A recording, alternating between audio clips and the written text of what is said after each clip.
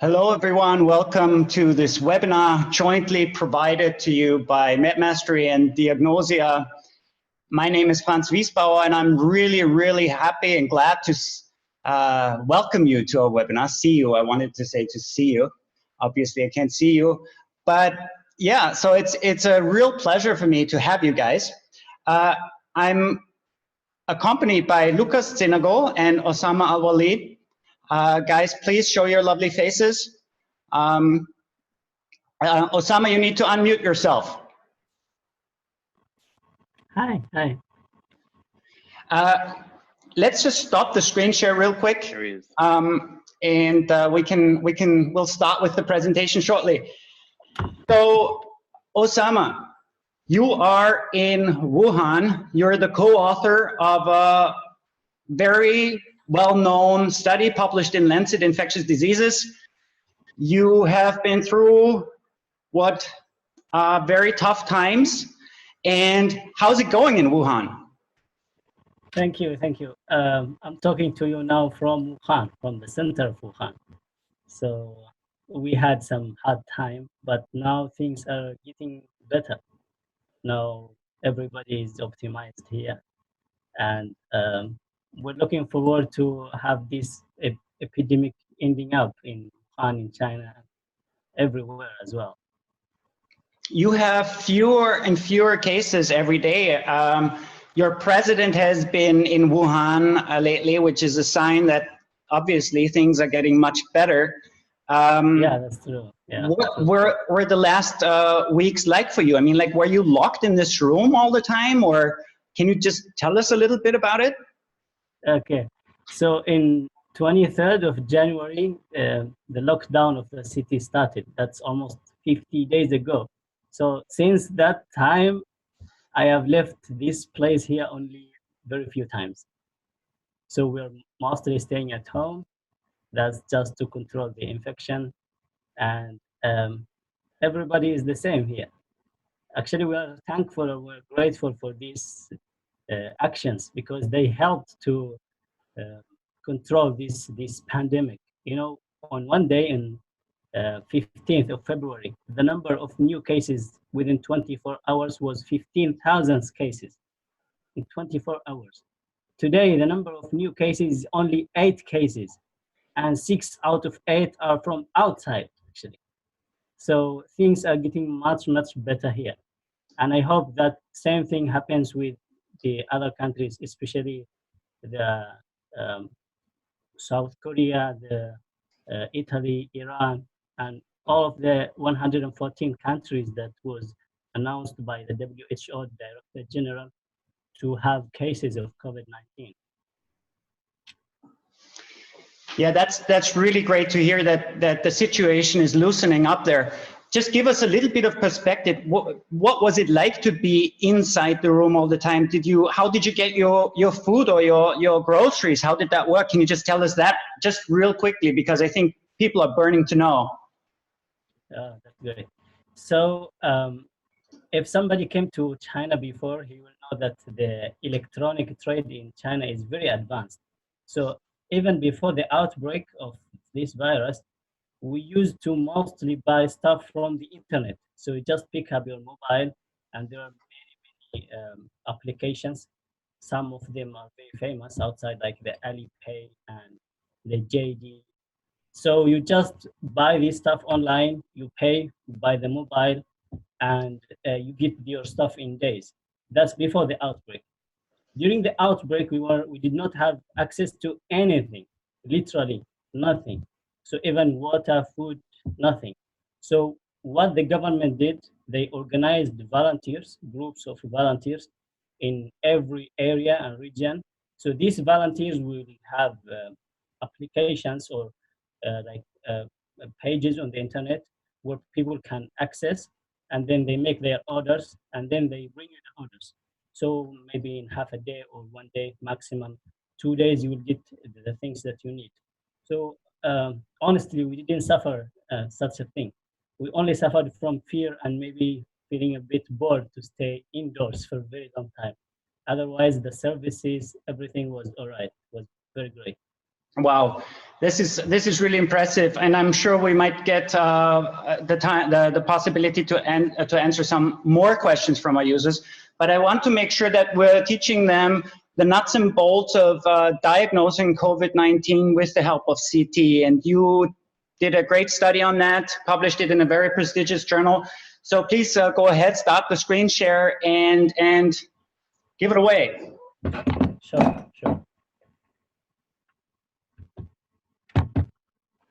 So if we just stop this.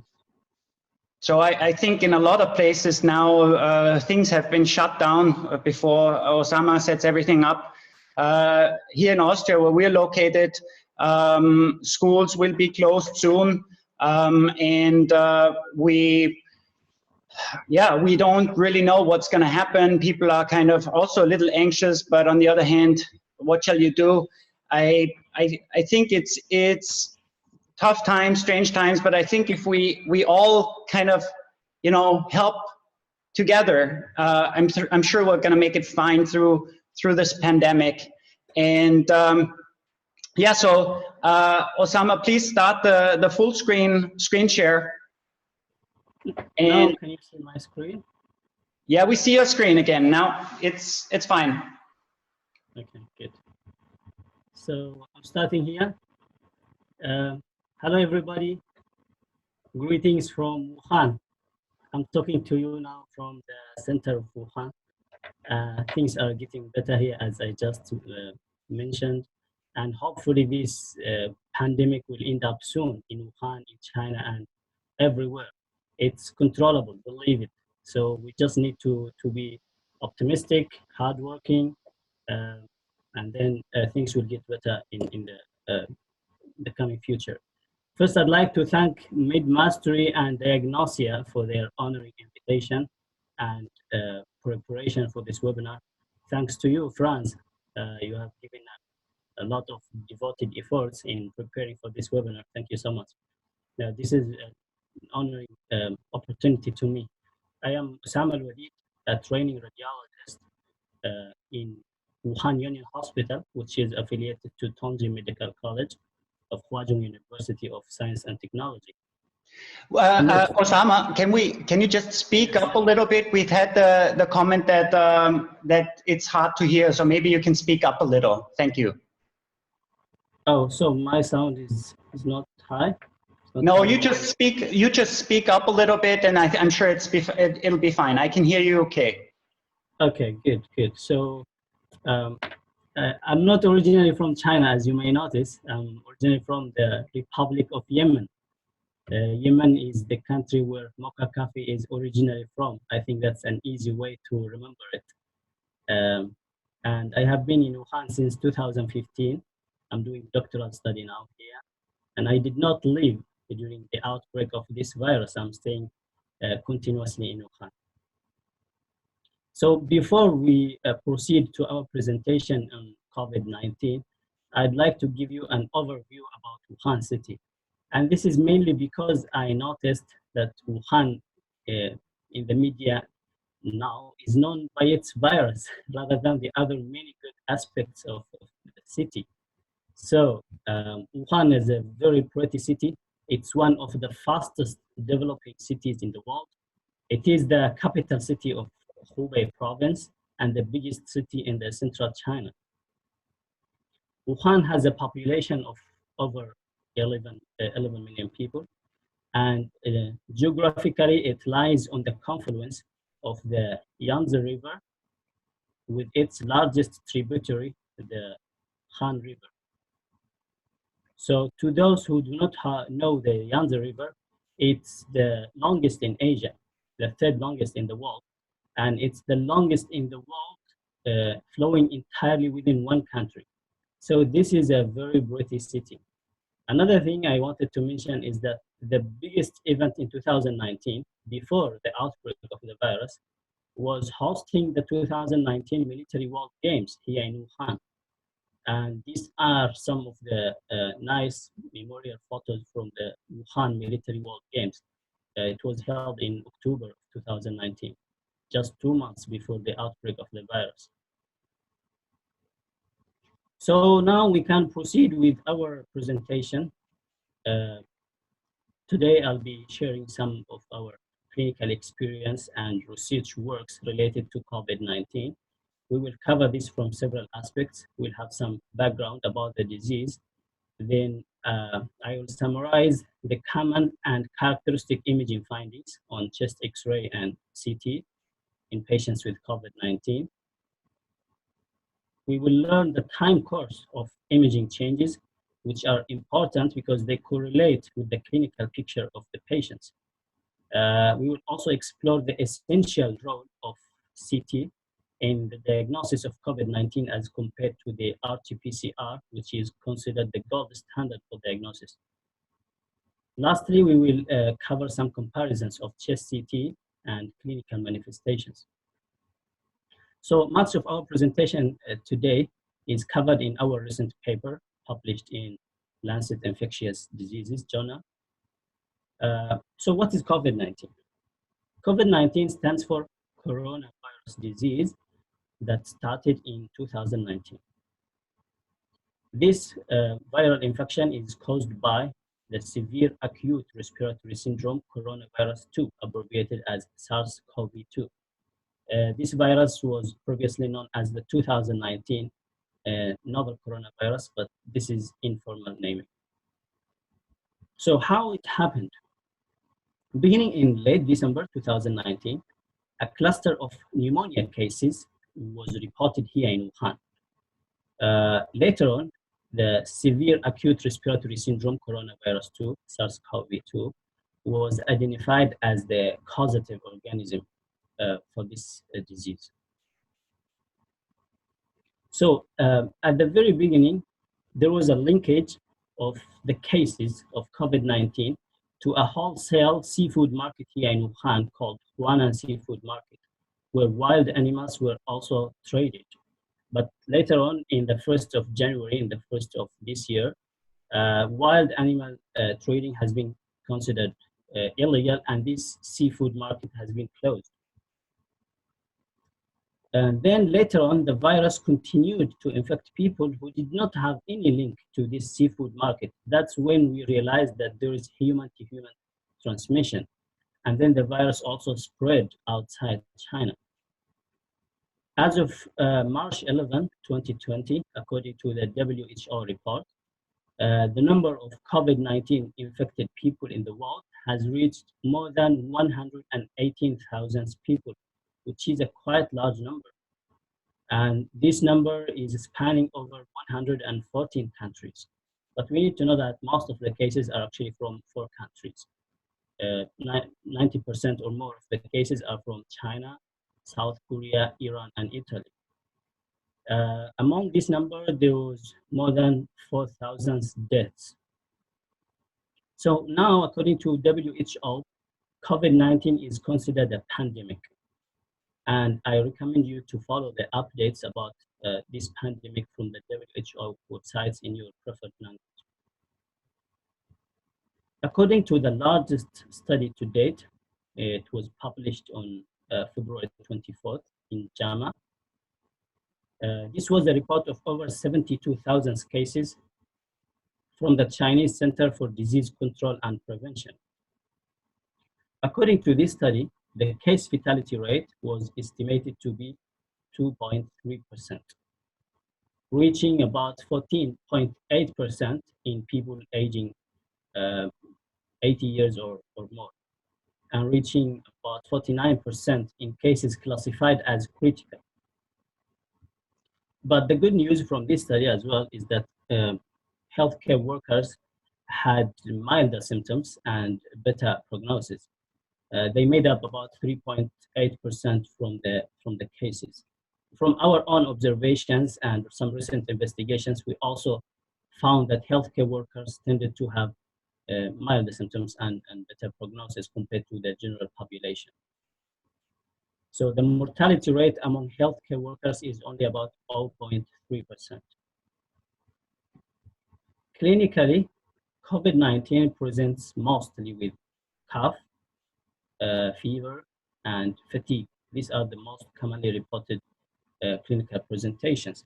But there are some other clinical symptoms that may occur, like sputum production, headache, nausea, vomiting, diarrhea, etc. In a small proportion of patients, there is also symptoms of upper respiratory tract like runny nose, nasal congestion, and sore throat. So this may indicate involvement of both upper and lower respiratory tracts by the virus or co-infection with other viruses. Just to interject, the nasal congestion and runny nose, however, I think is a pretty good way to discriminate this strain of the coronavirus from others, because from what I've read is that runny nose seems to be pretty rare in and of itself. That's so true. Sneezing, runny nose, if that's the kind of prevailing symptoms, it's not so likely that it's that, but it's more below where the symptoms take place, right? That's true. That's true. Like characteristically, COVID-19 presents with lower respiratory tract illness. That's saying cough, chest pain, sometimes even productive cough. But I just mentioned that there is a small proportion of patients who had also upper respiratory tract infection, not just solely upper respiratory tract symptoms. Got it. Yeah. Yeah. And then in severe cases, there may be shortness of breath, and this rapidly evolved to acute respiratory distress syndrome. So how do we diagnose COVID-19? The diagnosis of COVID-19 often requires a combination of epidemiologic history, like travel to an endemic area or contact with confirmed cases, as well as clinical presentation, mostly lower respiratory tract symptoms, as we have mentioned. Laboratory tests, which often show leukocytopenia, lymphocytopenia. Inflammatory markers are often high, like C-reactive protein and erythrocyte sedimentation rate. And then chest imaging, including chest X-ray and CT, play a cornerstone in the diagnosis and management of patients. They often have signs of pneumonia, which we will talk about in a while. And then the confirmatory test of COVID-19 is by real-time reverse transcription polymerase chain reaction, which is a nucleic acid testing for the virus. This can be done by throat swab or even nasal swab, or from lower respiratory tract secretions, or from blood samples, or even feces in some patients. But we need to know that this test is not very sensitive, and it's not feasible all the time because of the lack of the test kits in some institutions. So that's why in most of the time we need to have a combination of several early and sensitive indices for diagnosing COVID-19, like the epidemiologic history, the symptoms, and imaging. This is very important for early isolation of the potential patients, and also management of these patients to help control the infection and avoid transmission, and also to assist in fighting this pandemic and this public crisis. So now we're moving to our core part of our presentation, which is the imaging findings in COVID-19. Both chest X-ray and CT may be used for imaging the patients, but as you may expect, CT is much more sensitive and consistent in terms of the descriptive terms of imaging findings. And this is helpful in monitoring the patients over the disease course and in relation to treatment. Sometimes sensitivity specificity is confusing. So when we use it in this context, when we say CT is more sensitive, we mean that it can detect more positive cases among the diseased population. And when we say RT-PCR is more specific, it means that it correctly classifies the true negatives among the healthy individuals. This is the statistical definition of sensitivity and specificity. So CT is much more sensitive, so it can find more cases of COVID-19 compared to RT-PCR. If these terms are still confusing, I recommend you to follow the sensitivity and specificity videos. These are very illustrative videos on Medmastery YouTube channel. Yeah, a good heuristic. Maybe you can go back one slide again. A good heuristic for you to Osamah, just yeah, Yeah, Prius, this one. exactly. So a good kind of mnemonic is spin and snout. So spin is specificity, rule in, and snout, sensitivity, rule out. Oh, So a test with high sensitivity is good for ruling out the disease, and a test with high specificity is good for ruling in a disease. And from what I've read so far is that when the PCR is highly specific. So when it's positive, you know, you have a very high likelihood of it actually being a true positive. So for ruling in, it's good. On the other hand, it's not super great for ruling it out, because we've had cases who tested negative even twice, and then they the third time they tested positive again. So the CT, I think the strength of the CT really, and correct me if I'm wrong, Osamah, is that it's really very sensitive. That's true. That's true. And we will mention the exact sensitivities. I think you also made it clear when you take us first, like when you emailed us about this webinar, you said you give a very interesting example. Like if we have 10 people of COVID-19, so maybe 3 to 7 out of 10 will be detected or is covered by the RT-PCR, but CT can discover as much as 9 or even 10 out of 10. So that's basically explaining this situation. Yeah, thank you. Then you may have a question like, could chest CT be negative in patients with COVID-19? We say that it's very sensitive, but could it be negative in patients with COVID-19? And the answer simply is yes. There are some studies that found that CT can be negative in the first 48 hours of symptoms onset. So we need to be aware about this population, these people who present very early to the hospital. They might also have a negative CT. Mostly at this time, they would also have negative RT-PCR as well. And then on the other hand, could chest CT be positive in asymptomatic patients? And again, and surprisingly, the answer is yes.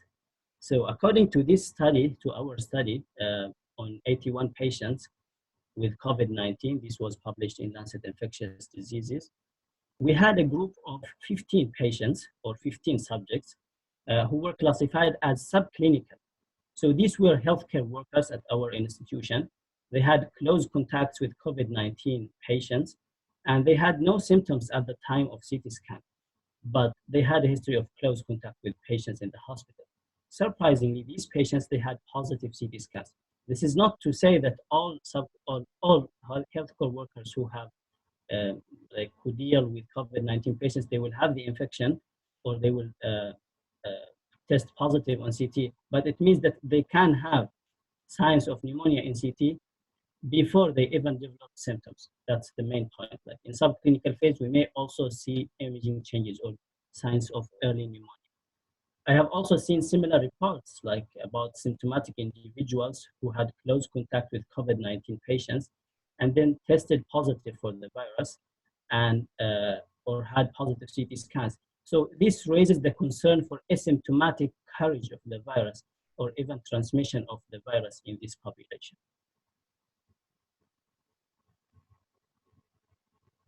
So according to this most recent editorial opinion from Radiology Journal, which is a top journal in the field, there has been a non-standard and vague terminology used for describing the imaging findings on playing fields. These terms may include airspace disease, pneumonia, infiltrates, patchy opacities, or hazy opacities. So these vague terms make it difficult to conclude a typical picture of disease on chest radiographs. But we may understand this in the context of CT, like in comparison with CT. In a simple word, the typical or the primary finding of COVID-19 on imaging, particularly chest radiograph, is that of non-specific pneumonia, often involving the peripheral and basal lung areas. So here, let's have a look at some of the cases. This is the first case in our presentation of a 50 years old female who had a travel history to Wuhan. And then she presented with cough and sore throat. but she did not have fever or chest pain. Chest radiograph was taken in this patient. So we found multifocal opacities in both lung fields, mainly at the peripheries of the lungs. Then a subsequent CT was acquired in this patient. On CT, there are multifocal areas of ground glass opacities, mainly at the peripheries of both lungs. And then another patient here, a 70-year-old male who presented with fever and cough, and then he developed difficulty breathing for 10 days. CT scan was, chest X-ray first was acquired. It showed a vertical area here at the periphery of the left lung, consistent with consolidation, and there was another opacity at the base of the right lung. And then subsequent CT was acquired. It better characterizes these findings and show other findings. So here we see geographic areas of ground glass opacity at the base of the right lower lobe and in both upper lobes, with some areas of consolidation and reticular opacities. Another patient here is a 75-year-old male with respiratory distress. This is an example of an extensive disease. So here we see extensive opacities throughout both lung fields bilaterally. And then the corresponding CT confirms this extensive picture of ground glass opacities and consolidation, giving a rise to respiratory distress syndrome.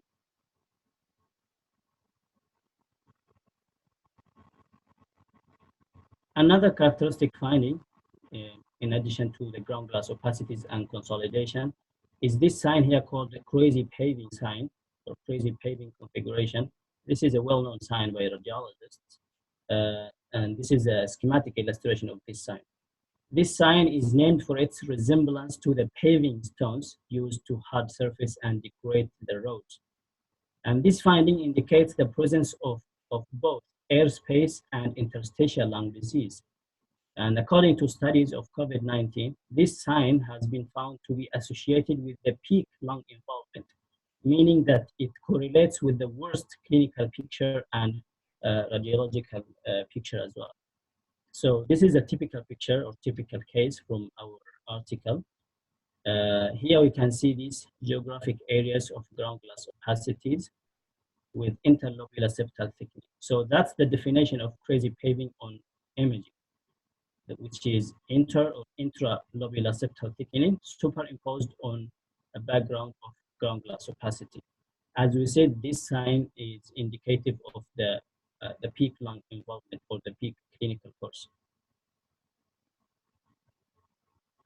So to summarize the major findings in COVID-19 patients on CT, these are mostly predominantly bilateral and peripheral and basal ground glass opacities with consolidations or consolidations. So it could be bilateral ground glass opacities, which is the main pattern, coexisting with consolidations or evolving to consolidations, or in some cases, some few cases, only consolidations. These lesions are often have geographic distribution, and when we say geographic, we mean irregularly shaped, like a country or a continent or something on the map, geographic. And in some cases, we may see multiple, numerous discrete areas of ground glass opacities, consolidations, or both, as in this case here. Crazy paving can also be seen, as we said. This is another crazy paving lesion, which shows ground glass opacity and superimposed interlobular and intralobular septal thickening. So these were the common ones. Now there are some other rarer ones, like lung nodule, as in this case here, and linear opacities, as in this case. This can also be called subpleural lines. And these lines, if seen at the later stages of the disease course, they can be considered fibrotic changes as a complication of infection. We have seen some cases with some residual fibrotic changes like this one here.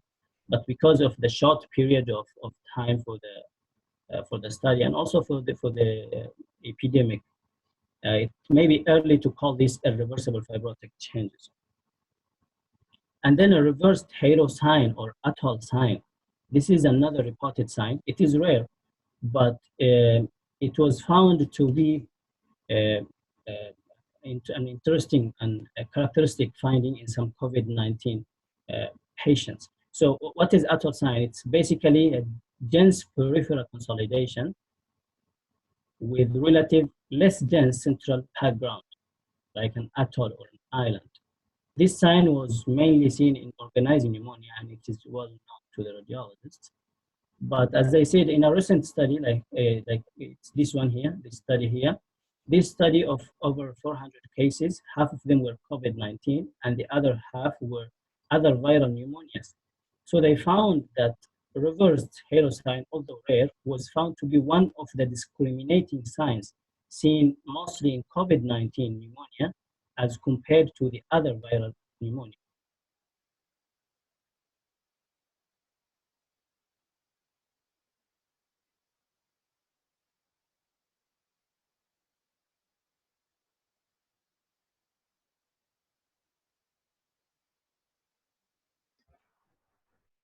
Okay. Oh, sorry, I don't know what happened exactly. Yeah, it somehow stopped.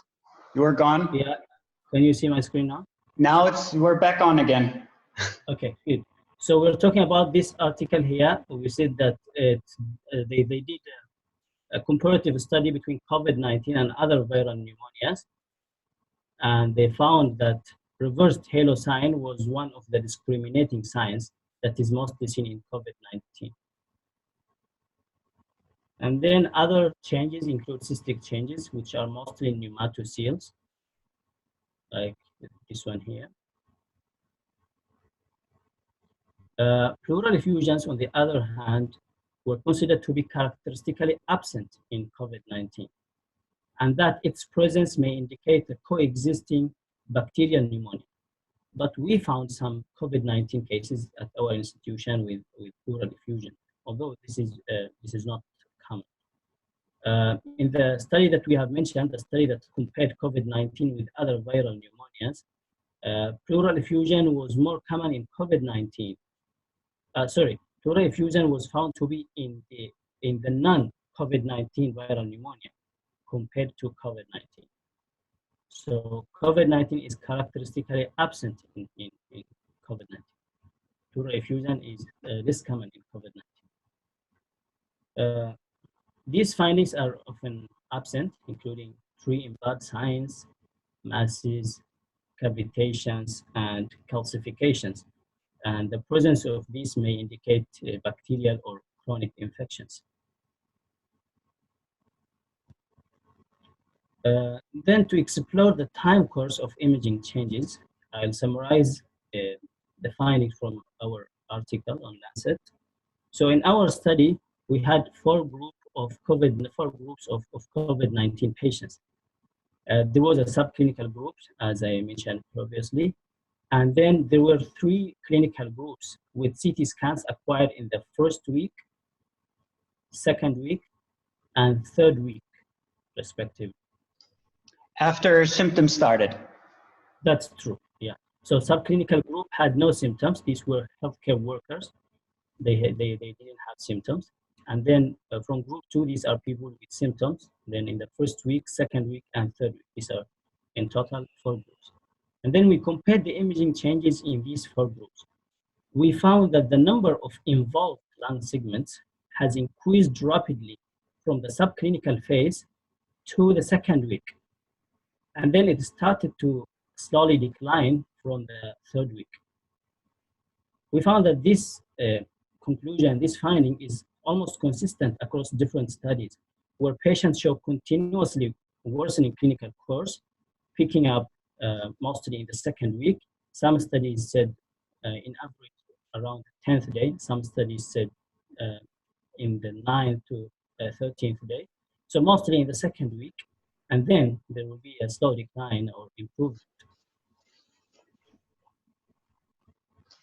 And then in regard to the patterns of imaging changes in these 4 groups, we found that the ground glass, shown by the purple bars here, it was predominating in the early stages, in the subclinical and the first week of infection. And then consolidation peaking in synchronous with the worst clinical situation and imaging findings, mostly in the second week. Thereafter, there will be a mix of ground glass opacity seen by the green bar here, or pure ground glass opacities. And this indicate dissipation of the previous consolidations into ground glass opacities. We also found that reticular opacities were mainly noted in the 3rd week, shown by the sky blue bar here. So this is in keeping with our description of reticular changes seen in the late stages of the disease course, which are mostly representing some residual fibrotic changes.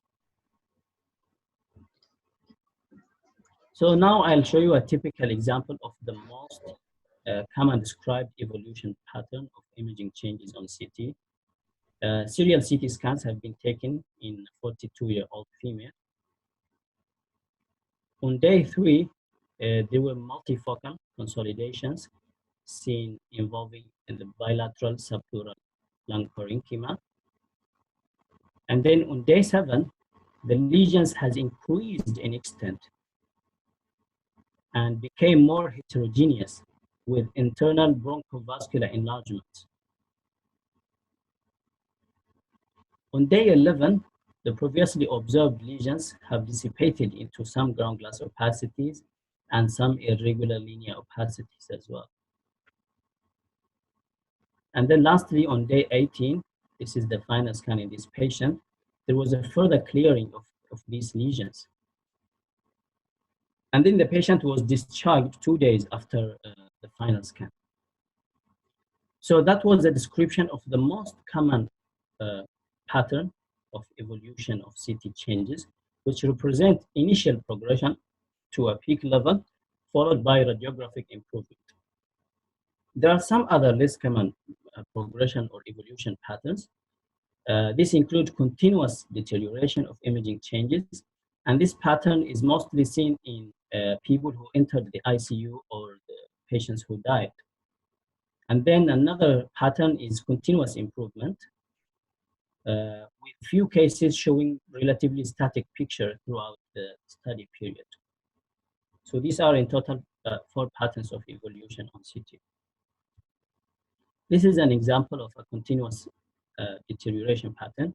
Serial CT was taken from a 77-year-old man.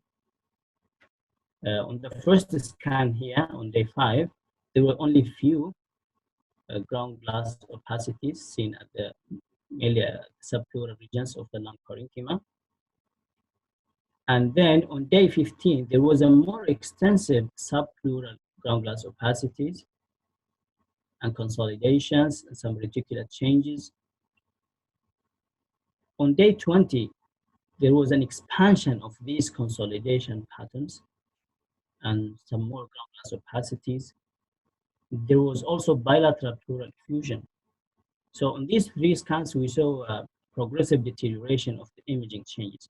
Then this patient died 10 days after the final scan.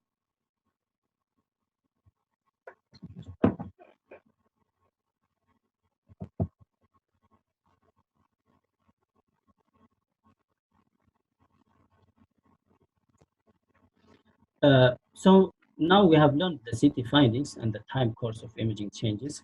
So let's explore another interesting aspect of the CT scan, which is its relation with RT-PCR. So we mentioned that RT-PCR is the gold standard for COVID-19 diagnosis.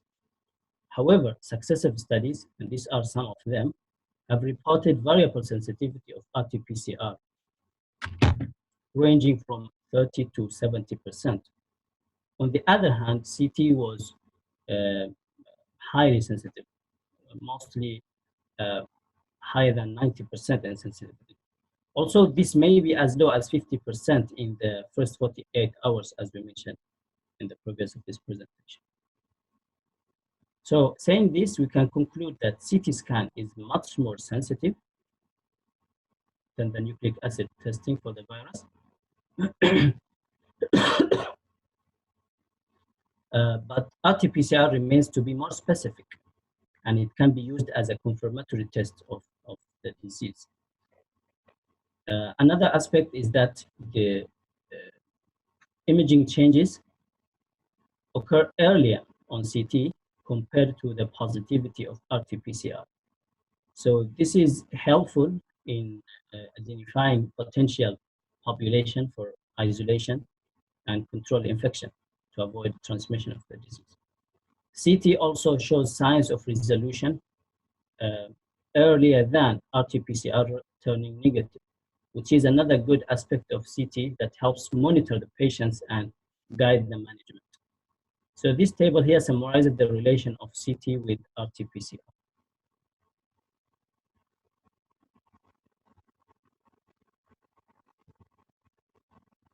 Finally, let's have a look at the correlation between CT and clinical features of COVID-19 patients. This study, published in Investigative Radiology Journal, has concluded that the pulmonary inflammation index, which is based on the distribution and sizes of the lung lesions, this pulmonary inflammation index was significantly correlated with the clinical and laboratory markers, including the number of days from the illness onset and temperature, as well as lymphocyte count and C-reactive protein and procalcitonin, etc. So this points to the strong predictive value of chest CT for the clinical situation in these patients.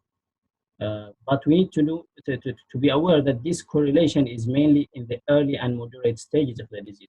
That's to say, almost in the first and second week of the disease. While in late stages of the disease, clinical improvement will occur earlier than the complete clearing of changes on CT. So in the first and second week, there will be almost asynchronous changes in the clinical picture and CT changes. And then later on, there will be an earlier clinical improvement before complete clearing of the lesions on CT. And some patients may have some residual changes, as we have mentioned. So this brings us to the summary of our presentation today. COVID-19 infection causes severe respiratory disease, similar to the severe acute respiratory syndrome coronavirus, SARS, and it is associated with high ICU entry and mortality rate. The common clinical presentation is mostly with fever, cough, fatigue, and shortness of breath. When we compare CT to RT-PCR, CT was much more sensitive than RT-PCR, and so it's helpful for identifying the potential patients for isolation and management and treatment. The main CT findings are peripheral, focal, or multifocal ground glass opacities of both lungs. And then, as the disease progresses, crazy paving and consolidation become the dominant CT findings, peaking in the second week of symptoms onset, and then followed by slow clearing. But complete resolution of the imaging changes may take a bit longer time. CT also correlates with the clinical picture and laboratory markers in the early and moderate stages of the disease. That's mostly in the first and second week of symptoms onset. So this brings us to the end of our presentation. I'd like to thank you so much for your attention. Thanks to Medmastery and Diagnosia for the honoring opportunity. This is my email if you wish to further discuss COVID-19 related issues, especially the radiological aspects. Thank you again, and have a good day or night where you are. Thank you. Thank you, Osamah. That was really, really good and very instructive. I think we have a lot of questions, and we'll have some more time to ask you these questions. And yeah, so let me just start off like discharging a patient. Would you make the decision regarding discharging a patient? Would you base it on the CT findings? Because as I perceived it, it takes some time for the changes to resolve. So what would be the criteria for letting them go home? Mm-hmm. That's a very good question. There is now a guideline by the National Health Commission here in China. And there is almost 7 versions now. The current guideline that is used is the seventh trial version. It talks about the diagnosis, management, and discharge of patients. So there is a criteria for this, and it's not solely on imaging, of course. It depends on improvement in the clinical picture of the patient. There should be improvement of the fever, of the cough. There is no shortness of breath, of course. And then clear changes on CT, like it was very extensive, then it became only very few lesions or they disappeared completely. And also negative RT-PCR on successive occasions with at least 24 hours between them. Now this criteria is still applied. So when we mentioned that CT changes or clearing of the lesions occur earlier than RT-PCR, it's not to say that we should discharge patients immediately when we see clearing of the lesions, but it's just to know that there is this correlation. Mm-hmm. Would you, what comes earlier? So we said the changes, they seem to disappear after 2 weeks of symptom onset. But I would assume that they're not completely gone when That's the true. PCR is negative, or when the PCR is negative, are the changes gone? Do you have any experience there? What are your thoughts? Okay, we did not do a specific correlation between negativity, like the time of negativity of RT-PCR when it turns negative with CT, but there is usually a clearing or starting of improvement on CT imaging, while RT-PCR is still positive. Okay, that's good to know. Mm-hmm. Thank you very much. And you said the PCR needs to be negative 24 hours with a 24-hour time span in between? Yeah, that's one of the criterion for discharge of the patients. Yeah, yeah. And so there have been some cases where PCR was negative twice and then it kind of reappeared or was detectable again. Are you taking 2 tests, or how many tests are you doing for them to be negative? Just 2? Often 2, yeah, often 2 for discharge. So if there is clinical improvement, there is imaging improvement, and there is 2 successive negative RT-PCR, the patient can be discharged. Mm-hmm. But reappearing of the RT-PCR positivity, I have seen some reports, but these are rare. I have seen some reports. And so does everyone who is suspected of having COVID-19 get a CT in China? How does that work? Who gets a CT, who doesn't, when to order, when not? Okay, talking about our experience in Wuhan, because Wuhan, you know, the virus has just started from here, and there were a very large number of patients at the very beginning. So at the very beginning, the diagnosis was mainly based on RT-PCR. I remember some patients went to the hospital, they did RT-PCR once or twice, they were negative, they went back home. But some of these patients, they developed symptoms later on, like they got worsening of their clinical picture and they went back to the hospital, they tested positive for RT-PCR. That's why when the National Health Commission here realized that RT-PCR is not very sensitive and there should be some other more sensitive tool.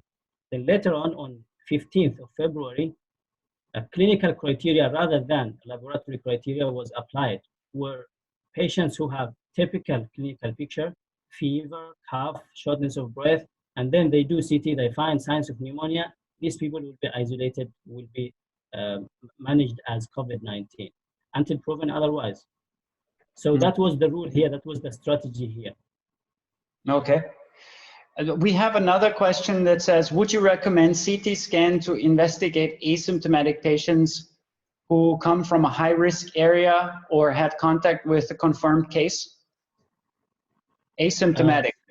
We cannot recommend CT for asymptomatic. If we're talking about justification of this CT, it might be difficult to recommend it. But in some areas, like in Wuhan, I think it was a bit of exception. And these healthcare workers, I think they wanted themselves to do CT scans, but we won't recommend CT for everybody. Mm-hmm. Is unilateral pneumonia an exclusion criteria for COVID-19 as opposed to bilateral pneumonia? Question from Dan. Mm-hmm. That's a good question. At the very beginning of the disease, there may be unifocal, even unifocal or unilateral pneumonia. So it's not an exclusive criteria. But if it's continuously only unilateral or unifocal, and then the patient started to improve later on, maybe he did not have COVID-19. We didn't have such a patient. Mm-hmm. But we need to know that at the early course of the disease, it can be unifocal or unilateral. Yeah, okay. So Navila asks, what is the most frequent pathogen associated with COVID-19 in case of pneumonia? Well, COVID-19, that's the pathogen causing the pneumonia, right, Osamah? But then there can be bacterial co-infection, true? Talking about pathogen, it's talking about the organism. So it's SARS-CoV-2. COVID is the disease. Yeah, sorry, I was yeah, for sure, yeah. True. So COVID is the disease, which is mostly pneumonia, but it can have some other organs involved. Recently, there was a report of a case of CNS involvement as well, central nervous system involvement. So COVID stands for the coronavirus disease. And then the pathogen is SARS coronavirus 2, SARS-CoV-2. That's the pathogen. Absolutely, and that's the pathogen that's causing the pneumonia in the disease. True. I think that was the question. So it's not necessarily something else. So do you have experience with the management of these patients, or were you not involved in that? We are radiologists, so we are mainly involved in the diagnosis. But in our paper, we mentioned the treatments of these patients, so they can refer to that paper or some other paper. Yeah. The management is, okay, from what I know, the management is mostly broad antiviral therapy, broad antibacterial therapy in some patients to prevent co-infection, or as empirical therapy for pneumonia. Yeah. Yeah, absolutely. So we're going to do a video about this topic. I believe I'm gonna record it tomorrow, I guess, on some of the therapy. So the South Koreans have like extensive experience as well. I mean, they seem to be doing something well, also because they have a high number of cases, but a very low mortality, probably due to a lot of testing. So that's one thing. But they also came up with some treatment guidelines. One agent, for example, which was very interesting, is chloroquine, which is actually a malaria drug, which they recommending. And then there are some HIV drugs and antiviral drugs that they have in their guidelines, not together, separately, because they cause a long QTC interval.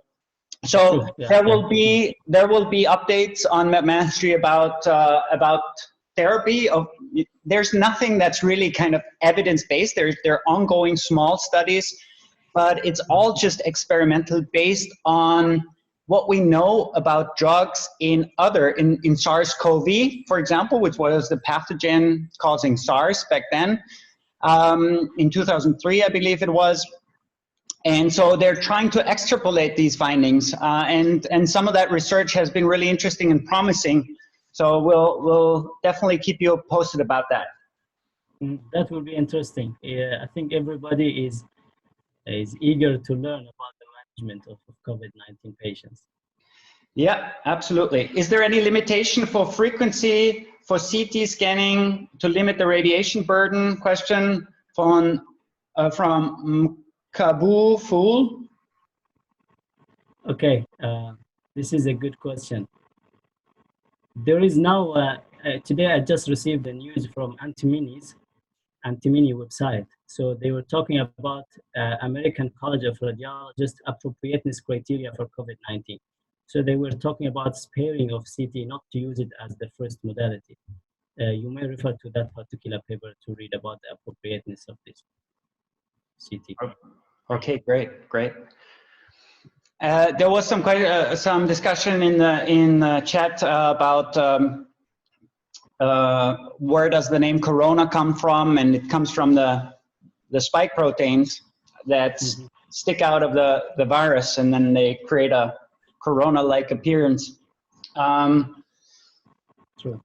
So, yeah, I mean, there's just so many questions. It's kind of tough to go through them all. Comparison of CT to chest X-ray has been coming up a bit. What can you just say something about that? Like, is chest X-ray completely useless, or is it of some use? We can't say that chest X-ray is useless. According to what I just mentioned, the ACR, the American College of Radiologists Appropriateness Criteria or article recommendation, chest radiography should be the first modality. Like, it should be the modality of choice for imaging these patients. So it's not useless, but maybe at the very early stage of the disease, it may be negative or inconclusive. CT is much more sensitive and also consistent. Like, we can see the findings, we can measure them, even we can measure the size and see how it was ground glass opacities, then progress to consolidation, and then regress to ground glass opacity. So we know now there is deterioration and then an improvement. So that's just the difference, but we cannot say that chest X-ray is useless. Yeah. Sorry, it was my bad. I shouldn't have phrased it that way.